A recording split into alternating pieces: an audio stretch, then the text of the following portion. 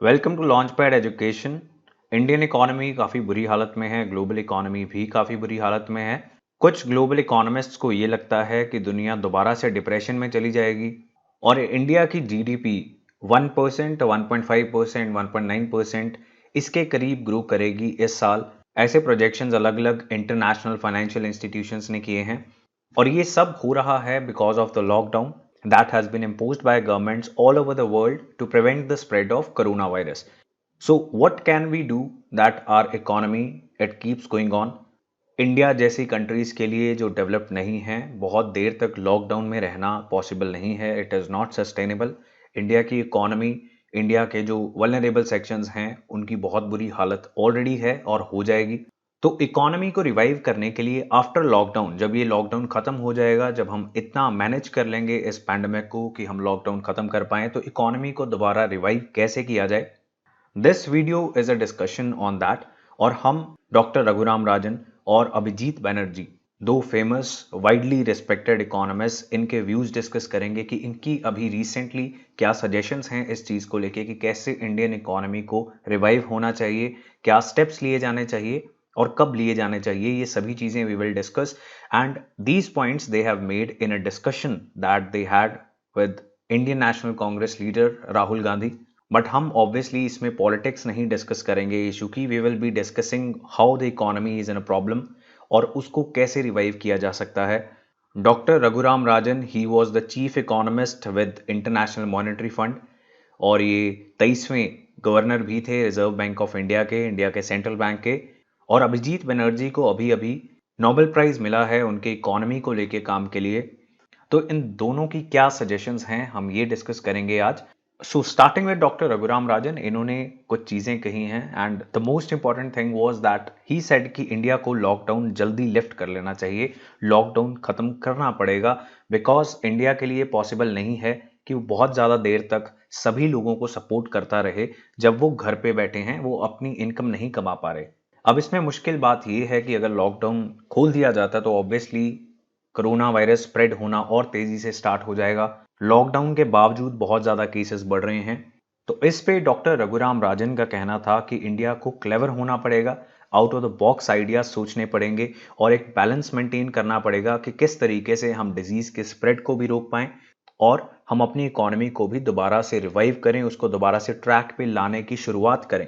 So he said that India has to be cleverer about opening up as second or third round of lockdown will be devastating for Indian economy. Indian economy के लिए बहुत बुरा होगा अगर lockdown second third round में हम लेके जाते हैं। एंड ही सेड एक सीक्वेंस्ड मैनर में फेज बाय फेज इस लॉकडाउन को अपलिफ्ट किया जाना चाहिए और उन प्लेसेस से शुरुआत होनी चाहिए जहां पे सोशल डिस्टेंसिंग मेंटेन की जा सकती है। इसमें बहुत सारी रिस्पॉन्सिबिलिटी सिटीजन्स की भी हो जाती है। अभी रिसेंटली लीकर शॉप्स खोली गई तो उसमें लोग खुद रिस्पॉन्सिबली बिहेव नहीं करते, बट जहां पे सोशल डिस्टेंसिंग मेंटेन की जा सकती है वहां से हमें लॉकडाउन अपलिफ्ट करना स्टार्ट कर देना चाहिए। ये डॉक्टर रघुराम राजन की सलाह थी एंड ही सेड कि हम केसेस को जीरो होने तक वेट नहीं कर सकते कि डेली केसेस जीरो पहुंच जाएं और फिर हम लॉकडाउन खोलेंगे। It is not at all possible because even developed countries की इकोनॉमी बहुत ज़्यादा स्ट्रगल कर रही है इस टाइम पे। एंड इससे भी ज़्यादा ज़रूरी है कुछ लोग, कुछ सेक्शंस ऑफ इंडियाज़ पॉपुलेशन और स्पेशली ये वो तबका है जो बिलो पॉवर्टी लाइन है, माइग्रेंट लेबरर्स हैं और काफ़ी बड़े लेवल पे अनएम्प्लॉयमेंट हुई है जब से लॉकडाउन डिक्लेयर किया गया था।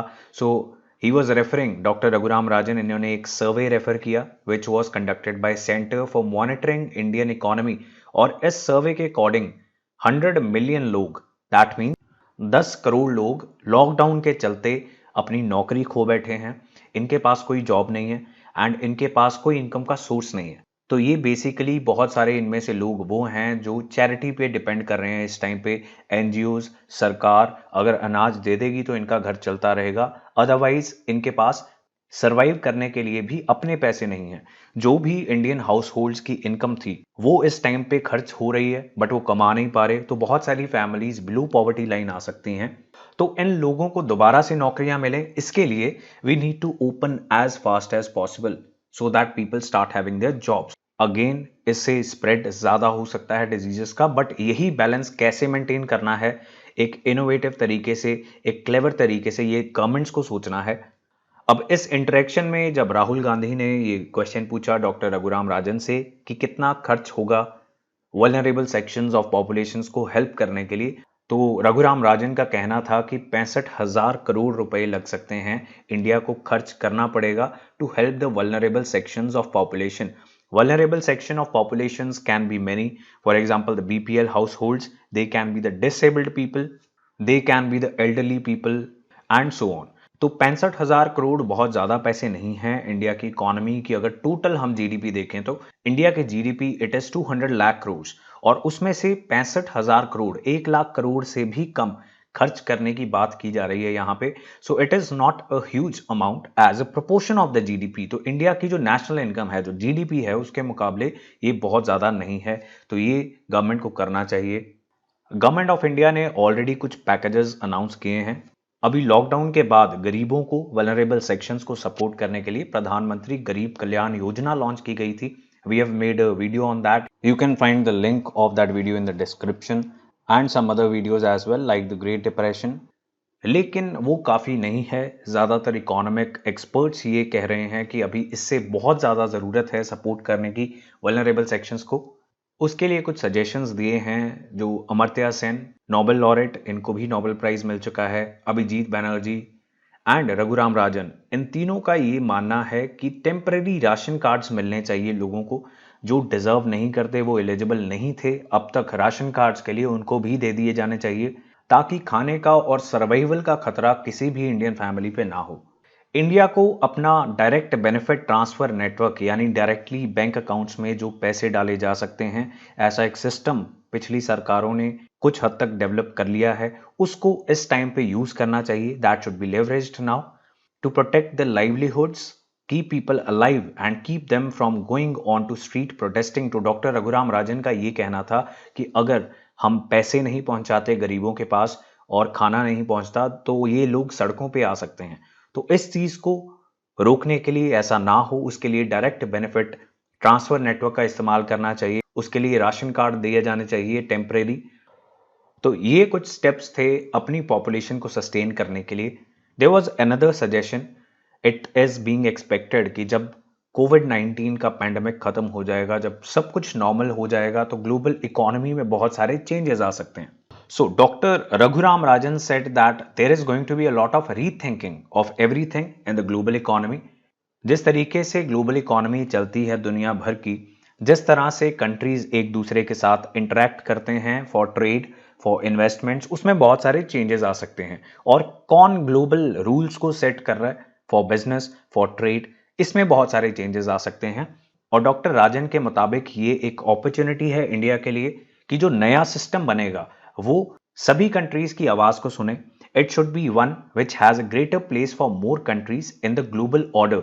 Basically he is saying that it should be a multipolar global order जिसमें सभी कंट्रीज की आवाज हो। एटलीस्ट 8-10 जो पावरफुल इकोनॉमीज हैं, जो इमर्जिंग इकोनॉमीज हैं like India, China, Indonesia, Brazil, south Africa, इनकी आवाज ज्यादा सुनी जानी चाहिए।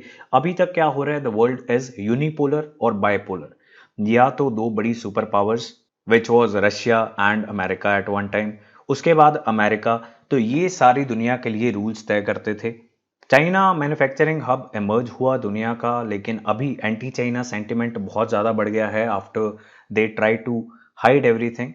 तो दुनिया की जो ग्लोबल सप्लाई चेन्स हैं, जो इंडस्ट्रीज हैं, वो भी शिफ्ट कर सकते हैं। And this is another opportunity for India. India is having opportunities कि ये इंडस्ट्रीज, ये सप्लाई चेन्स इंडिया में शिफ्ट हो जाएं जो चाइना में है।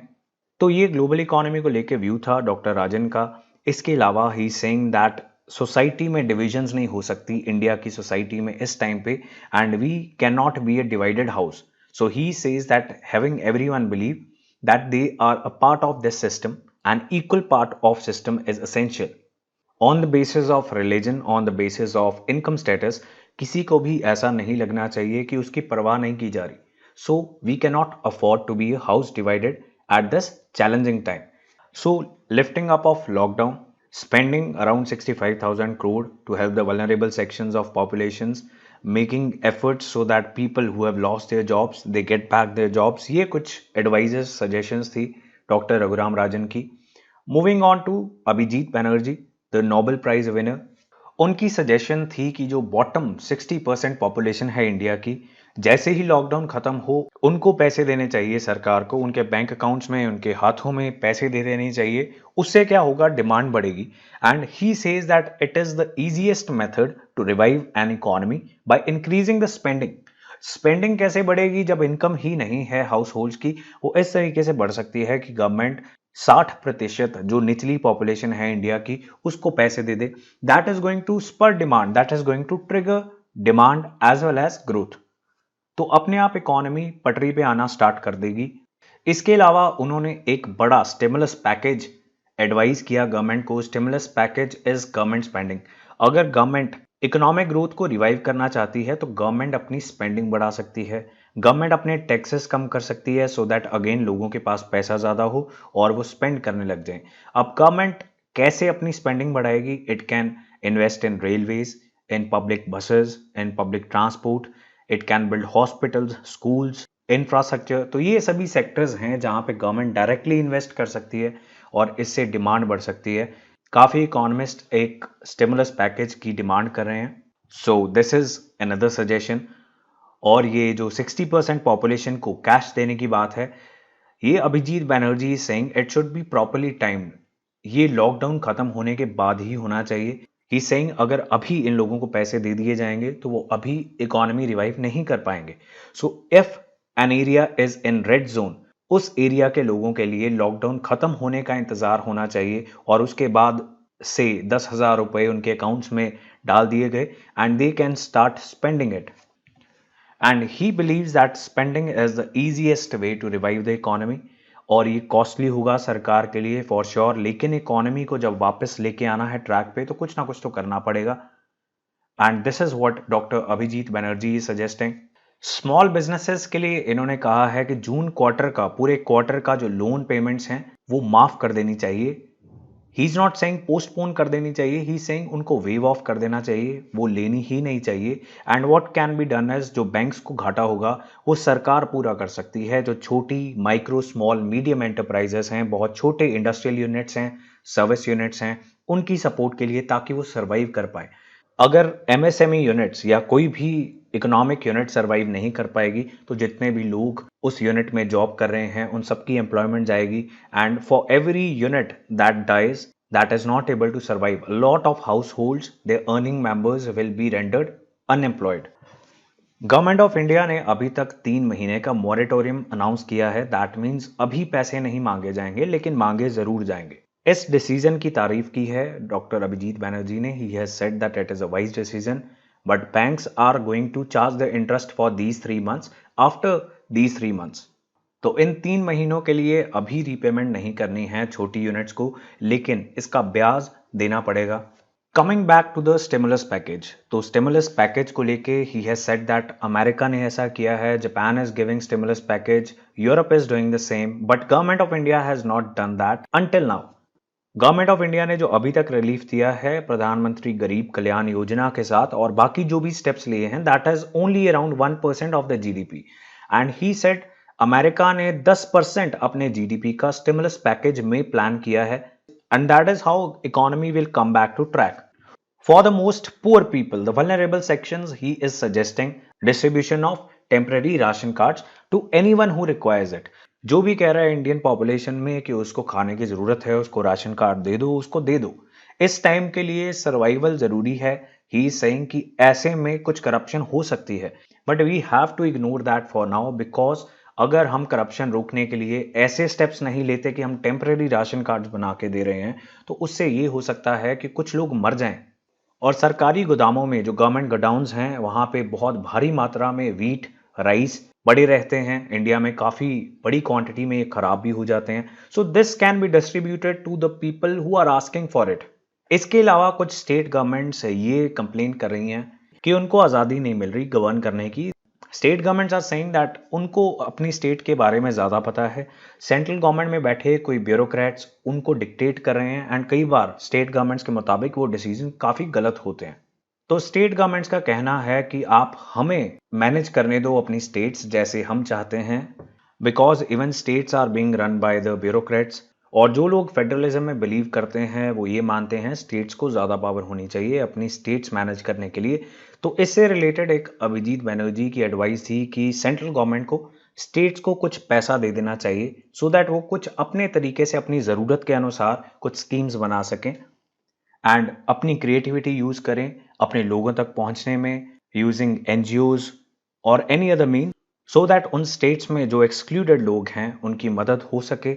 ऐसा ना हो कि central government for lack of information about any area कोई डिसीजन लेट ले पाए या ना ले पाए और उससे कोई ना कोई सेक्शन उस पॉपुलेशन में उस स्टेट में सफर करता रहे। So this should not be happening. These were some of the methods that are suggested by these brilliant, globally acclaimed economists Dr. Raghuram Rajan and Abhijit Banerjee. This was a video by Launchpad Education. Do not forget to like this video and make sure you subscribe to this channel and press the bell icon so that you don't miss such videos in future. Thank you for watching and have a good day.